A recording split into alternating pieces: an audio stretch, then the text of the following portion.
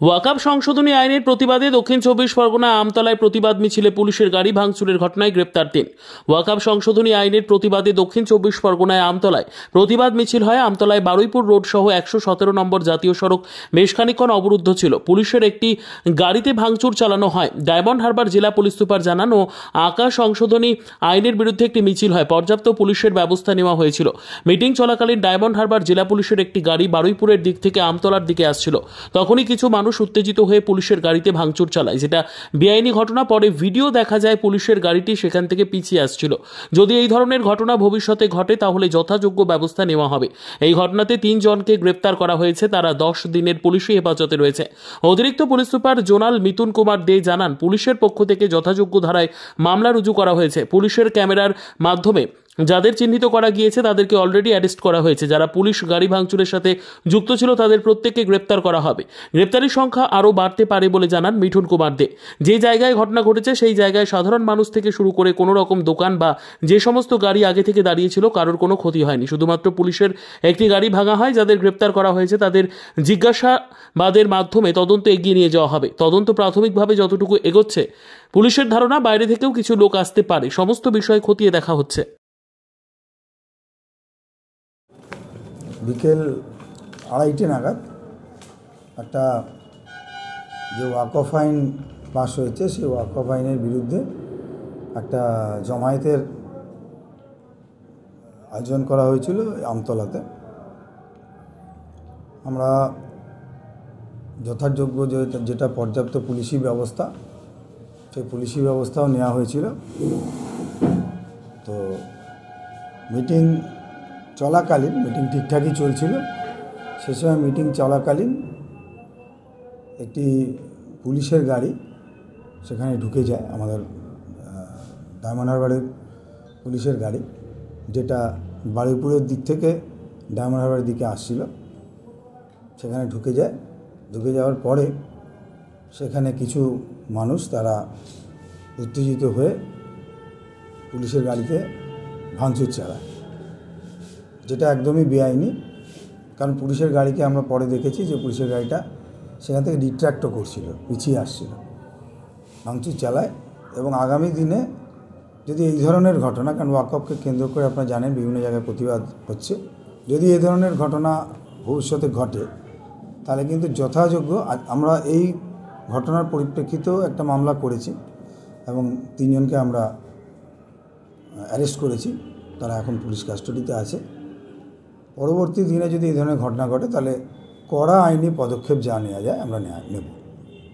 আর আমাদের এখানকার zonal additional SP সাহেব আরও বিস্তারিতভাবে এই বিষয়ে বলবেন। স্যার 10 দিন আমরা রিমান্ড প্রেয়ার করেছিলাম, 10 দিন, কোর্ট 10 দিন রিমান্ড গ্র্যান্ট করেছে। আমরা পিছিয়ে নিয়ে আরও জিজ্ঞাসাবাদ করে ওখান থেকেও আমরা আশা করছি অনেক কিছু ক্লু আমরা পেতে পারি। আমাদের পার্টিকুলার অবস্থানটা ওই পুলিশ গাড়িটার সঙ্গে যেটা হয়েছে সেটা নেই, কারণ আমাদের যারা টিমের members we all are on toe, we prepared well, that's why বাকি কোথাও কোনো ডিসরাপশনের কোনো সাইন নেই। গাড়িতে যারা ছিল কেউ নোবডি গট ইনজিওর্ড, কোনো পুলিশ পার্সোনেল বা সিভিলিয়ান আমরা এখন পর্যন্ত কারুর কোনো এটা আমার মনে হয় যে it speaks volume of our preparatory works, যে একটা সাডেন অ্যাসেম্বলি এবং যেটা অনেকটাই হেডলেস ইন নেচার, বিভিন্ন দিক থেকে যারা এসছে, তারপরেতেও কিন্তু আমাদের টিম ওই সংখ্যায় যথেষ্ট অপ্রতুলতা ছিল ন্যাচারালি, কারণ আমাদের পক্ষে এটা আগে থেকে এস্টিমেট করা সম্ভব না যে কত হাজার লোক ওখানে আসবে। তারপরেও এগুলো ইন্ট্যাক্ট থেকেছে। এটা বারুইপুর রোডের ঘটনাটা ঘটেছে। আপনারা যেমন যেটা জানেন, যেটা আমাদের এনএইচ, সেখানে কোনো এরকম ধরনের ঘটনা ঘটেনি। এই ঘটনাটা বারুইপুর রোডে ঘটেছে।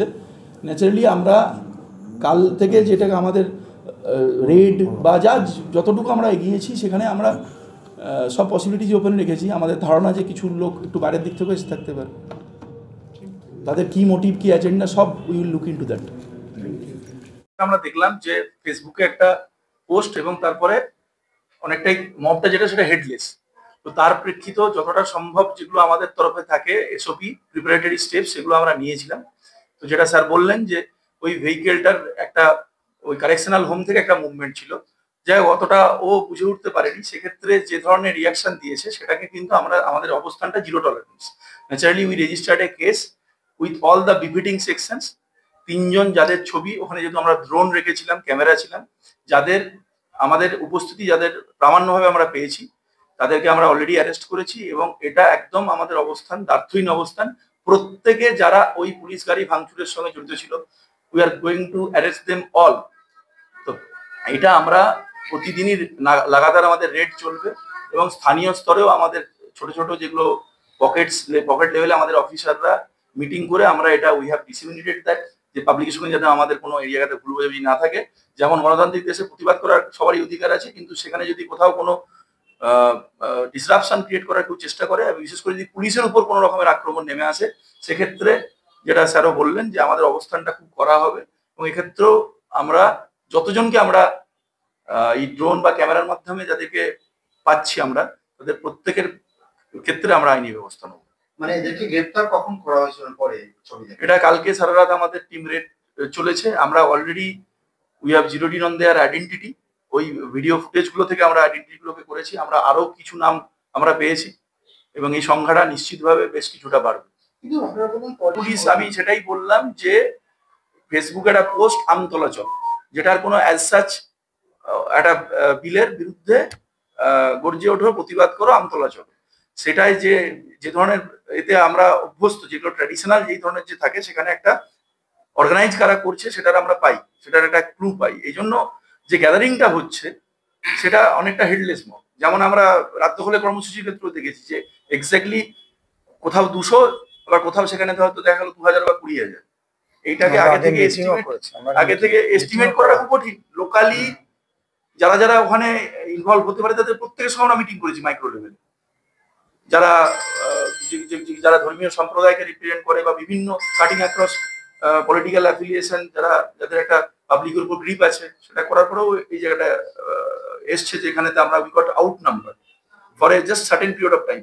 একটা জিনিস অবশ্যই উল্লেখ করতে চাইবো, আমাদের গ্রাউন্ড ওয়ার্কসটা ওখানে একটা প্রায় অত বড় মব গ্যাদারিং এবং যেটা অনেকটাই বললাম যে হেডলেস, তারপরেও কিন্তু সমস্ত দোকানপাট খোলা ছিল এবং সিভিলিয়ান বা অন্যান্য যে গাড়ি যেগুলো পার্কড অবস্থায় ছিল অল রিমেন আনস্কেথড। কারুর উপর কোনো রকমের কোনো সমস্যা তৈরি হয়নি।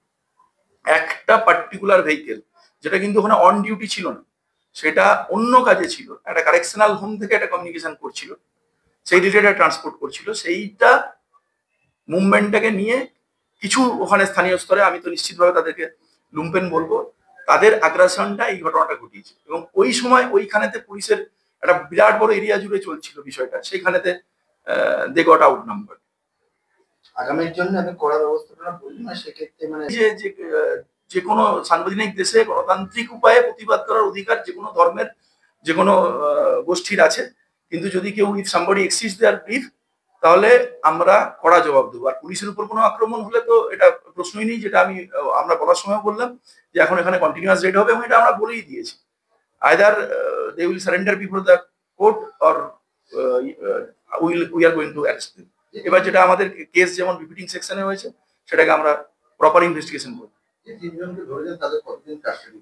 আজকে এটা ইম্পর্টেন্ট পয়েন্ট, আজকে আমাদের মাননীয় কোর্ট স্যার 10 দিন আমরা রিমান্ড প্রেয়ার করেছিলাম, 10 দিন, কোর্ট 10 দিন রিমান্ড গ্র্যান্ট করেছে। আমরা পিছিয়ে নিয়ে আরো জিজ্ঞাসাবাদ করে ওখান থেকে আমরা আশা করছি অনেক কিছু ক্লু আমরা পেতে পারি। আমাদের পার্টিকুলার অবস্থানটা ওই পুলিশ গাড়িটার সঙ্গে যেটা হচ্ছে সেটা নেই, কারণ আমাদের যারা টিমের member we all are on toe, we prepared well, that's why বাকি কোথাও কোনো ডিসরাপশনের কোনো সাইন নেই।